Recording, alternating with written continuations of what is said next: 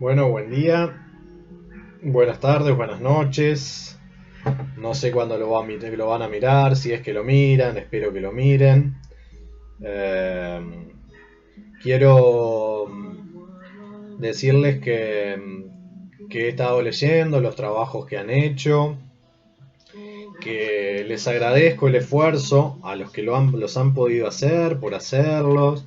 Les recuerdo que la idea acá no es una tarea de fiscalización y de ver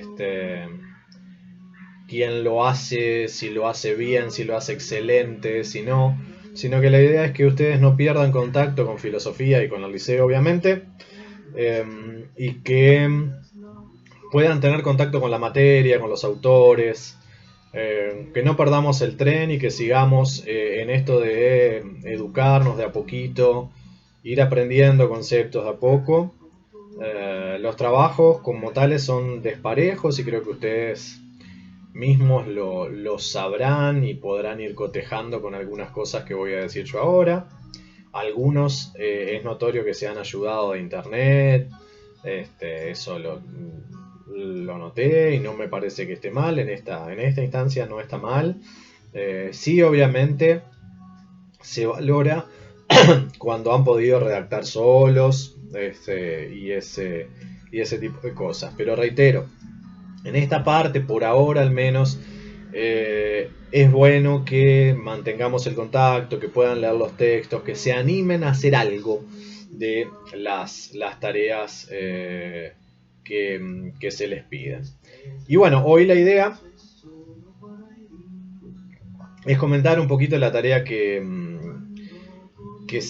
les mandé de Platón y hacer algunas reflexiones al respecto. Eh, Vamos a dividir la caverna, la alegoría de la caverna en dos, como ustedes notaron, hay dos mundos, el afuera y el adentro, y vamos a empezar a usar los nombres que utiliza Platón eh, para delimitar ese adentro y ese afuera. El adentro de la caverna le podemos llamar mundo de las sombras y va a ser el mundo sensible. El afuera, el afuera, eh, bien puede ser el mundo de las ideas o mundo inteligible. Voy a retomar eso en unos minutitos. Tomando la primera pregunta, donde yo les pedía que contaran qué pasa allí, es que bueno, hay una serie de individuos. Platón no precisa el número, no dice cuántos son en ese diálogo entre Sócrates, ¿sí? Que es el que relata, y Glaucón el que va respondiendo. No sabemos si son dos, si son cuatro, si son 10, no hay un número establecido de individuos que han nacido, han vivido toda su vida dentro de la caverna, prisioneros porque están encadenados, es decir, no pueden moverse, no pueden mirar hacia otro lado que no sea la pared, que está allí donde ven reflejadas sombras de los objetos y escuchan voces que describen esos objetos. Entonces cuando ven la sombra de una silla, escuchan que alguien les llama silla. Cuando ven la sombra de un humano, escuchan que le llaman humano. Cuando ven la sombra de un termo en la pared, escuchan que le llaman termo. Y por lo tanto, lo que aprenden esos individuos es que aquello llamado termo, para ellos es la sombra del termo. Aquello llamado humano, para ellos es la sombra del humano en la pared. Y cuando ellos escuchan silla, para ellos es la silla. La silla es, perdón, la sombra que está allí en la pared. Por lo tanto, su mundo, el adentro de la caverna, es el mundo de las sombras. Es decir, para ellos las cosas, los objetos, son sombras. Pero esto es una metáfora. Esto es una metáfora. Cuando quiero decir que es una metáfora, quiero decir que esto que nos cuenta Platón respecto a la caverna representa otra cosa. ¿Sí? Representa lo que vamos a llamar el mundo sensible. Reitero, sobre esto vuelvo en 2 minutos. Otra cosa que podemos notar en el relato es que hay uno de los individuos que logra salir de la caverna, pero cuidado, porque no se libera a sí mismo solo, sino que lo liberan, lo sacan de allí. Y notamos que ese proceso de salir de la caverna es doloroso en primera instancia. Si uno puede decir qué bueno se liberó, también hay que notar que cuando se enfrenta a la luz por primera vez, porque él vivía en el mundo de las sombras, bueno, al principio está encandilado, cegado por esa luz, y eso implica un sufrimiento.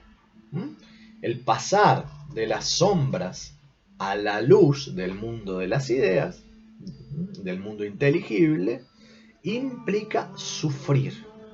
Luego se va adaptando de a poquito en ese proceso que al principio es de sufrimiento, y en esa adaptación comienza a captar todo aquello que no captaba en el mundo de las sombras. Por ejemplo, que las cosas tienen color y que esos objetos que eran solamente sombras son tridimensionales, tienen volumen.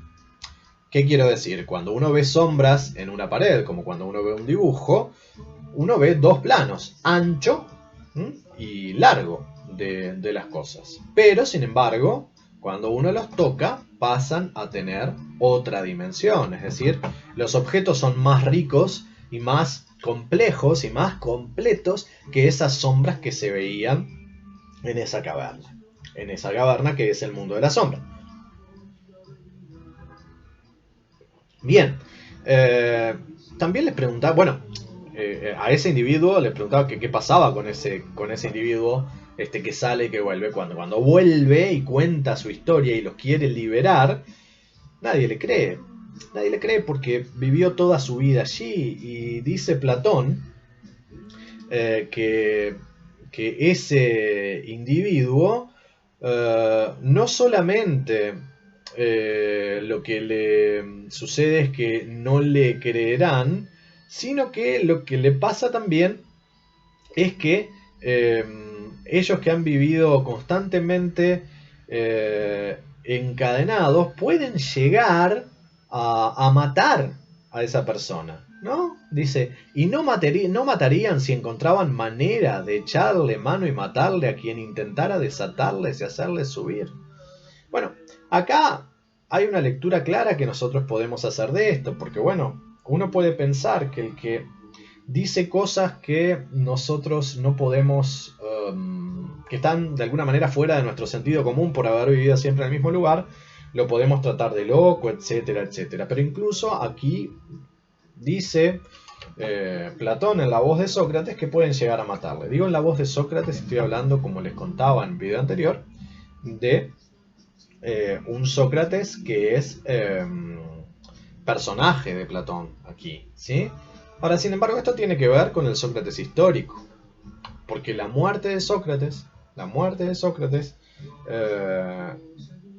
quien fue condenado por sus propios ciudadanos a morir bebiendo cicuta, veneno, está representado en este relato. Es decir, para Platón, el ser más sabio de Atenas, Sócrates, fue asesinado, fue condenado a muerte, por ser quien sabía más, quien sabía lo que el resto no. Por eso, de alguna manera, el que sale de la caverna y vuelve para contar lo que es el afuera, el mundo de la luz, el mundo de las ideas, corre estos riesgos, porque es el que sabe, y es lo que le pasó a Sócrates.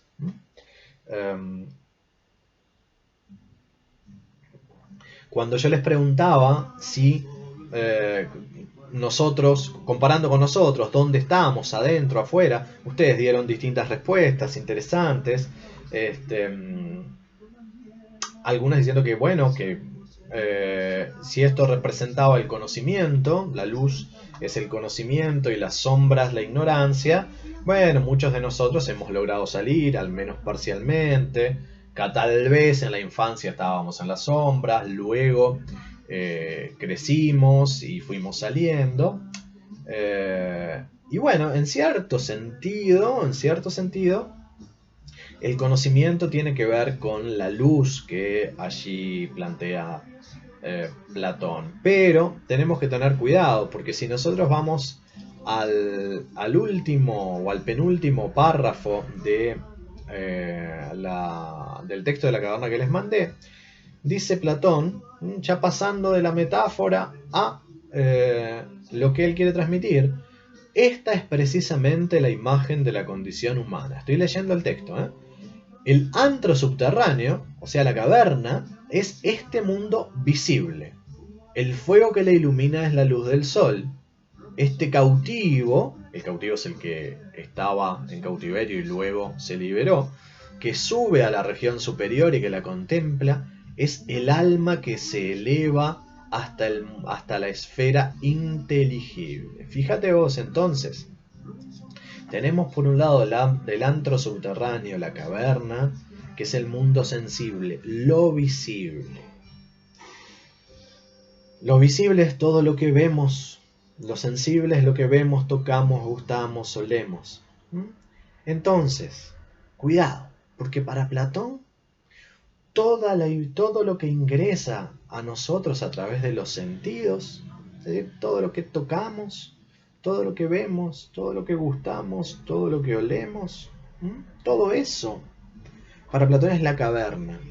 Entonces parte de nosotros siempre está en la caverna. Este termo que yo toco, que yo veo de color negro con unos pegotines, es parte de la caverna. ¿Qué quiere decir esto? Que así como las sombras no son el objeto real, este termo no es el termo real. Porque es el que está dentro de la caverna, el que yo veo, toco, etc. Siempre estamos hablando según Platón. Esto no les estoy pidiendo que ustedes estén de acuerdo con Platón. Lo que ustedes podrían pensar ahora es que, bueno, si este es el termo real, si este no es el termo real, perdón, ¿cuál es el termo real? Bueno, vieron que Platón dividía, ¿sí? Por un lado lo que está en la caverna y por otro lado el afuera. Para Platón el afuera de la caverna es real. Pero ese afuera es el mundo de las ideas. Es decir, aquello que no tiene que ver con los sentidos, sino con la razón, con la inteligencia, con el intelecto. Inteligencia no estoy hablando en el sentido que hay gente más inteligente que otros. Entonces para Platón hay una idea de termo. El concepto termo. Cuidado, no es la idea que cada uno de nosotros tiene del termo. ¿Sí? Es decir, no es lo que yo pienso del termo, sino que hay una idea termo que si yo no les estoy mostrando este termo, por ejemplo, si yo dijera tengo un termo en mi casa y ustedes nunca lo vieron, saben de qué estoy hablando. Aunque no sepan de qué color es el termo, aunque no sepan qué forma tiene el termo, si es grande, chico, de metal, de plástico, la materia. Si yo digo tengo un termo en casa, ustedes saben de qué estoy hablando, del mismo modo que si digo tengo una cama en mi casa, ustedes no saben cómo es mi cama porque no la han visto. Sin embargo, la idea de cama, cuando digo la idea de cama me refiero al concepto cama, les permite a ustedes saber de qué estamos hablando. Y esa es la cama real para Platón, la idea de cama. Que, así como decíamos hoy, las sombras tienen dos dimensiones, ancho y largo. Los objetos tienen volumen y tres dimensiones, ¿sí? Por lo tanto son más ricos. Si nosotros salimos de la metáfora de la caverna y de la metáfora de sombra, lo que tenemos es que las ideas son más ricas que los objetos sensibles. A ver, este termo, objeto sensible, es negro, supongamos que fuera todo negro, ¿sí? Es de metal, es grande. Sin embargo, la idea de termo es más rica, para Platón de hecho es perfecta, es inmutable, no cambia, ¿sí? Porque contiene a todos los termos posibles. Es decir, contiene este termo, pero también la idea de termo contiene a los termos pequeños de plástico y amarillos, y a cualquier termo que se te ocurra. Las ideas en ese sentido para Platón son puras, más complejas, más reales que los objetos sensibles. ¿Sí? Yo voy a dejar por aquí, en esta división entre mundo sensible y mundo de las ideas. Y lo que quiero, después de estos 15 minutos, que espero me hayan soportado, que me hayan hecho el aguante, ¿sí? Que hayan podido sobrevivir a escucharme y verme 15 minutos, es que me digan si les ha quedado claro, o mejor dicho, ¿qué dudas? ¿Qué dudas? Es mucho más rico que ustedes me planteen dudas, ¿sí? ¿Qué preguntas les surgen respecto a esto de mundo de las sombras, mundo sensible, ¿sí? Y mundo de las ideas, mundo inteligible? Esta división de la cual habla Platón, que la ilustra con la caverna, el adentro de la caverna es el mundo de las sombras, pero es el mundo sensible. Y en este momento, ¿sí? Todo esto, todo este yo que ustedes ven es sombra, es caverna y es copia. ¿Sí? Reitero, esto es copia, no es lo real. ¿Sí? Y el afuera de la caverna, el mundo de las ideas, el mundo inteligible, inteligible porque tiene que ver con el intelecto, con la razón. ¿Sí? Entonces las dudas que tengan me las hacen llegar y en la semana las vamos sacando con algún otro video. Y junto al link de este video que les doy en el mail va a ir una pequeña tarea que tiene que ver con lo que ya han hecho y que tiene que ver con este mismo texto para que ustedes puedan seguir, ponele que quejándose de lo que yo les mando a hacer, pero bueno, que podamos seguir en este contacto de forma tal de no desvincularnos. Les mando un cordial saludo, les mando un mate para los que toman mate y espero que estén bien, que se sigan cuidando y que sigamos en contacto.